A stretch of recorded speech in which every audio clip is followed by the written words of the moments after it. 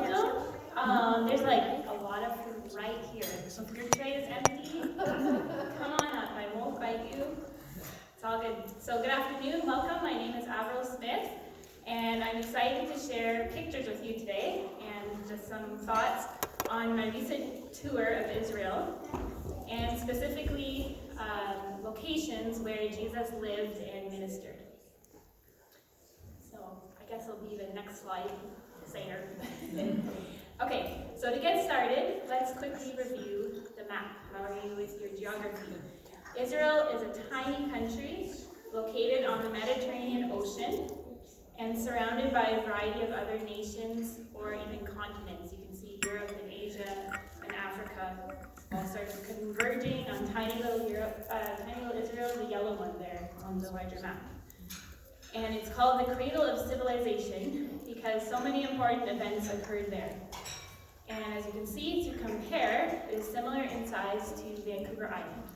So very tiny place. I was there for 10 days and we were basically able to see it all. In the north is located the Sea of Galilee, and you can see it there. No, stay on that map, please. You can see it at the top. It's actually a lake not much bigger than Ramsey. So when you read in your Bible, the Sea of Galilee, there it is. And to the south is the Dead Sea, and the two are connected by the Jordan River. Okay, next slide. So first, I'd like to take you to Bethlehem, where Jesus was born in a cave used for livestock. The shepherds who received the good news would have been caring for their sheep on this nearby hill. I was there in November, that's the beginning of winter, so they passed a long and dry spring, summer, fall. They haven't had a lot of rain. It's very brown there in some places. But this is the field where the sheep would have been. So different maybe than the green field, green flat field you were maybe picturing. And this location is also close to Jerusalem, where the sheep would have been sold to visitors as the Passover sacrifice. So this is a key location for these particular shepherds that were told the good news by the angels. Okay, next slide. At each significant location, we found layers of subsequent history built on top, such as churches and mosques. While this can be really frustrating for the tourist who wants to picture more clearly the first century world, it also lends authenticity to the site. For example, first century Romans attempted to obliterate Jesus' existence by building a temple to their goddess Aphrodite on top of the cave where he was born, ironically pinpointing the spot for all subsequent generations. Currently, the massive Church of the Nativity, as both these pictures show, marks the spot, and thousands of pilgrims line up for hours to touch the cave. So within there's 3 different kind of churches and beliefs all kind of mishmashed together. They're ancient churches. There's a lot of history in itself in those buildings. But yeah, there's this huge, thick lineup of people just standing there. We chose not to do that because we don't need to touch the cave. You know what it is. All right, next slide. Next, we read that Jesus grew up in a small village called Nazareth. Today, Nazareth is a crowded, modern city, as you can see in the background, all those smaller buildings at the top. We visited a tourist site called Nazareth Village to see what it would have been like in the first century. And so what you're seeing there is the outside wall of the village. And you have to picture something way smaller than you probably already pictured. You have to picture almost something the size of this building. A village is almost like being in a building full of rooms, and that's how people kept safe. All right, the next slide. Inside the village walls, we found a variety of rooms, such as a kitchen and a carpenter's workshop. Everyone worked together for the survival of the community. So, for example, maybe that's how Joseph worked, working with the wood. We also sat in this small synagogue, the middle picture, where Jesus would have read from the scroll of Isaiah and proclaimed that he was the Messiah. Next slide. The modern Jordan River is not the mighty river it once was, because Israel's fresh water is supplied by the Sea of Galilee. Therefore, the top of the Jordan River has been dammed up, so the country's precious drinking water does not drain away into the Dead Sea. And therefore, the Dead Sea is also shrinking in size. Next slide. People love to be baptized in the Jordan River, just as Jesus was. Also, all throughout Israel, at significant historical and archaeological sites, plaques of the biblical record describe the events that occurred there, proclaiming the accuracy of the Bible to all who visit. So it's not just Christians that are picking these things up, it's the government, it's the tourism group, it's the archaeologists, the historians, all around there's verses straight out of the Bible to guide you to understanding what you're looking at when you look at yet another pile of rocks. So to me, that just lends a lot of credibility to these sites. It's such a small country. It's not, oh, maybe this waterfall, because there's only one waterfall. And with the plaque in the Bible and all the evidence there. So that was really exciting for me to see. Next slide. We had the joy of staying in a hotel for 4 nights right on the shore of the Sea of Galilee. And doesn't this look like the sunrise at Galilean Bible Camp? So Mary named her property Galilean was on something, I think. Next slide. All of Jesus' ministry in the Galilee region occurred along several kilometers of the northern shore of the Sea of Galilee. It was actually a very limited area that he traveled in the Galilee area that we could basically just see from our shoreline where we were at our hotel, from Bethsaida to Magdala. All these cities are still named those original names when you go there. So again, it's not a mystery. They're right on the names are right on the highway, and people live there. So again, it was just like, wow, it's still here. It's real. Next slide. The main city Jesus chose to minister from was the strategic city of Capernaum on the Sea of Galilee, and it was also on the main highway of the 1st century. And if you're in the ladies' study this week, you can learn all about it. But this is from that town, and that's again the Sea of Galilee in the background. Next slide. It was a bustling Roman city, as you can tell by the larger size of the synagogue pictured here, where Jesus would have been one of the main rabbis. So these are original stones and seats in the background there where people would have sat. People would meet 3 times per week to hear the weekly portion of the Torah read and expounded upon by the rabbi or any visitor. Farmers would also bring their crops to sell. In addition, we know that Peter's family home was in Capernaum, and just beside the synagogue, archaeologists found a round inner room containing evidence that it may have been the central room of Peter's house, where Jesus would have met with the disciples and where early Christians were hiding from persecution. That's in the top picture there. So that was really exciting. That's an original old home. And over there, they don't excavate the entire city when they find something. They'll only do about 30% to leave the site sort of untouched for next generations that might know how to take it apart more carefully and learn more. And also, they don't need to undo every single neighborhood that they ever find. They only are looking for new things that will increase their knowledge about the past. So he was just kind of saying, if they undid every neighborhood, their whole land would just be piles of rocks with plaques beside them, and people are actually trying to live there. So it's a bit of a mishmash of homes and stores and all like fenced off areas where they dug and stuck a plaque, and then there's a church, and so it was sort of a unique experience. There's not really a lot of zoning there. Next slide. Caesarea Philippi was the most northern city that Jesus traveled to, and it was about a 4 or 5 day walk from Capernaum. And next slide. At this location, water gushed out of a cave at the bottom of a mountain. That's what's left of the cave. In the 1st century, it was the site for the gruesome worship of the god Pan, as revealed by the ruins found there. In the middle of the picture there, you can't see it too well, but that was their sort of temple area. This is the location Jesus chose to ask his disciples in Matthew 16, "Who do people say I am?" It is here that Peter confessed Jesus is the Messiah, and where Jesus responded, "You are Peter, and on this rock I will build my church, and the gates of hell shall not prevail against it." So when you go there and see sort of the significance of where Jesus chose to reveal himself or to teach.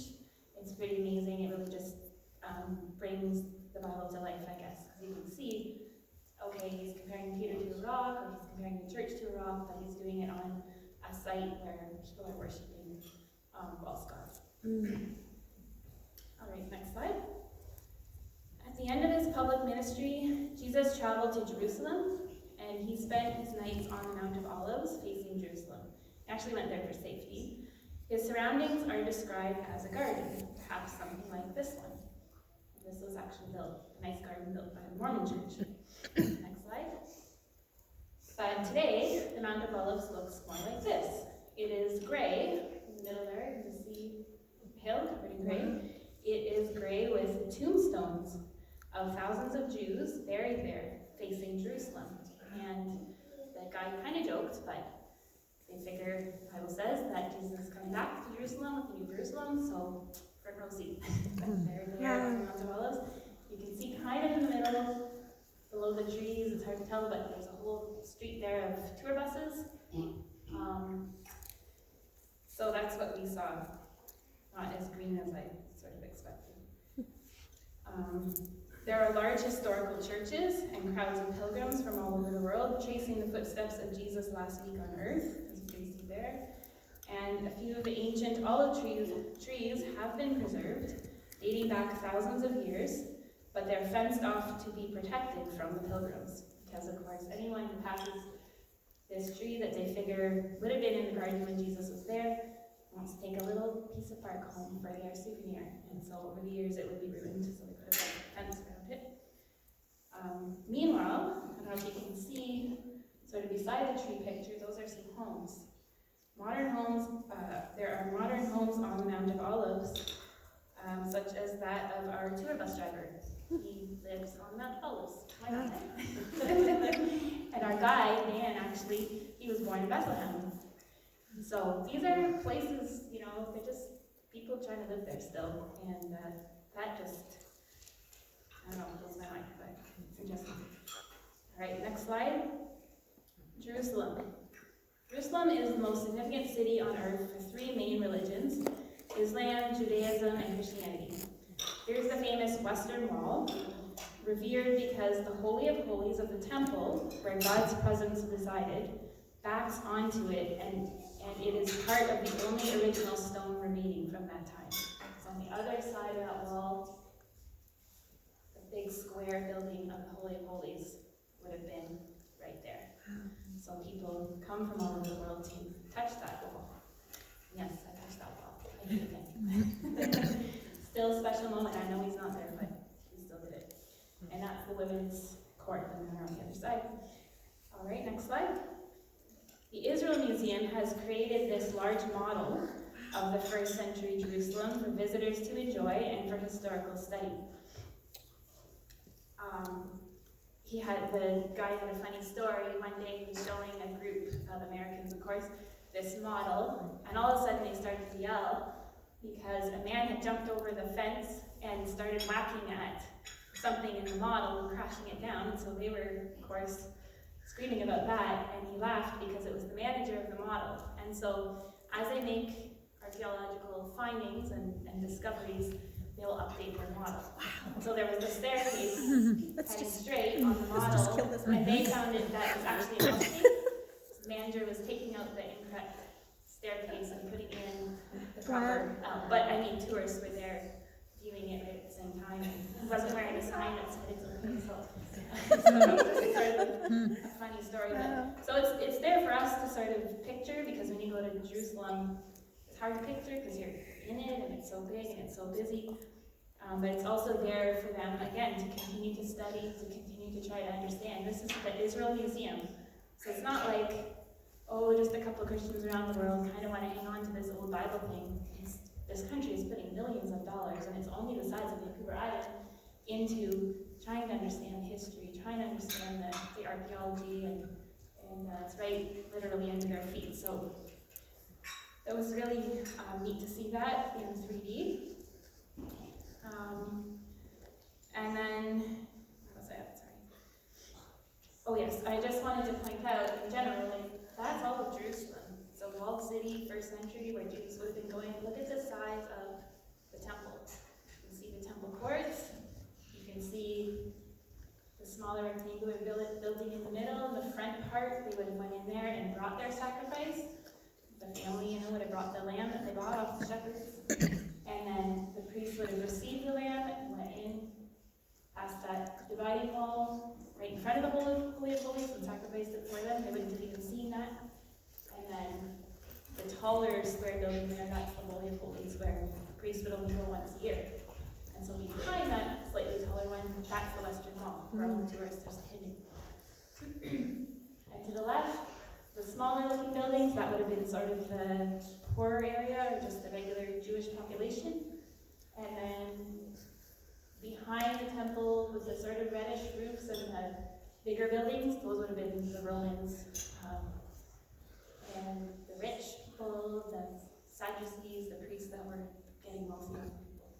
So, very interesting. I tried to do a video walking around it, but just have to come next time. We are planning on a trip in 2021. I'd go again in a heartbeat. So. Okay, next slide. Here is a picture of in Jerusalem. Today in Jerusalem, modern life, history, and spirituality collide. Here we see a modern family walking the streets to their home. They've got the laundry hanging out to dry with their kids. Meanwhile, there is no denying that the events that the Bible and other historians recorded occurred here, as evidenced by many archaeological why did I invent this word? Archaeological discoveries. The bottom line are stone vessels, which would have been used by priests. Clay is porous, and so it would absorb milk or meat and become impure, so they have to use the stone. The top one was really special. So you go into all these churches, you go to places where Jesus was, his birthday or the stone he was crucified on. They're there, they have the big churches over them, but then tucked away, there's these other places. And we sort of encountered worship in these little corners that we weren't expecting. So the top one, you can hardly see it, but it's a piece of the pavement that the Roman soldiers would have been playing those gambling games on while they were waiting for Jesus to be condemned. And so they were gambling, they're rough dudes, they're bored, they're gambling like high amounts of money. It's like a dice game, and it's called Clown King. And the loser among the soldiers would be beaten and mocked, clothes stolen, his money taken. So these guys are out there playing that game, and Pilate comes out onto the pavement because the Jews won't go into the unclean court where he is. And he says, "This is the man," about Christ. And so Christ is the Clown King. And he's beaten, and he's, his clothes are taken, the crown's put on him. And so we're standing on that pavement in this tucked off spot, no tourists were there. And the guide, who's a secular Jew, who doesn't necessarily believe in Christ for salvation, says, "Do you know the song, We're Standing on Holy Ground?" And he starts singing it. And we sang it. So then all of a sudden you're like, okay, now we're worshiping, and we're in front of this guy, like, God, he's saved. So just moments like that where you were just sort of, I was caught by surprise for worship. And then on the left is a picture of just thousands of people who flood here from all over the world, that's just as I did, just desperate to touch something that Jesus touched. And so these people are, that I think, it's in a big church and it's all sort of walled off, but I think it was supposed to be the stone where maybe Jesus had been laid to put the linens on him. And people are just clamoring all over it. They're rubbing candles and incense and handkerchiefs. You can see one lady with her face on it, and like there's a crack in it. They're like digging their fingernails in it, trying to get a piece of the Lord. And the word desperate came to me. That was that. So, last slide, please. In conclusion, I walked where Jesus walked, and he's not there. He's risen. It was an absolute privilege to take in all the sights and the sounds of Israel and the falafel, again. And I believe it was an investment in my continued understanding of the Bible. And I would highly recommend a tour of Israel to anyone interested in going. I'm telling you, save the beach for when you're old and your knees are bad. And it's hilly there, it's rocky, there's amazing things to see, they're in national parks. Save your pennies, I did it, you can. Go, it's great. And go while our amazing tour guide Dan is there, go while Judith and Kathy are leaving it up. Go while Martha let me go again.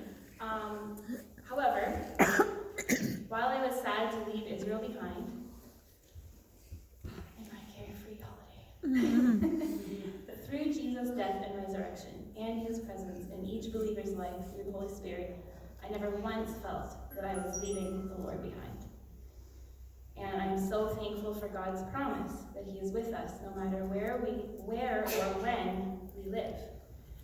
So even if you never do get a chance to visit Israel, I want to leave you with this encouragement from Acts 17, verse 26 to 27.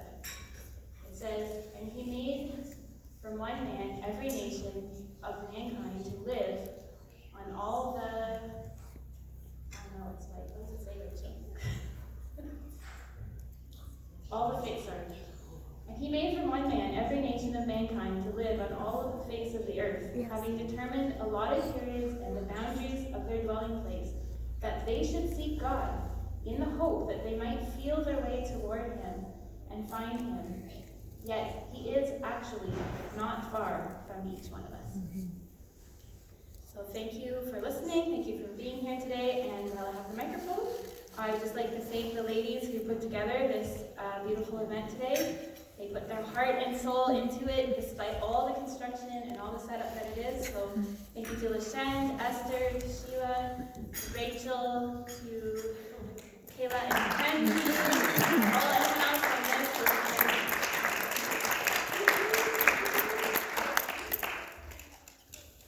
And questions. I could talk for a year. I have many more pictures, so questions now, questions later, when you're maybe even reading your Bible. I may have a picture of it. So, any questions at this moment?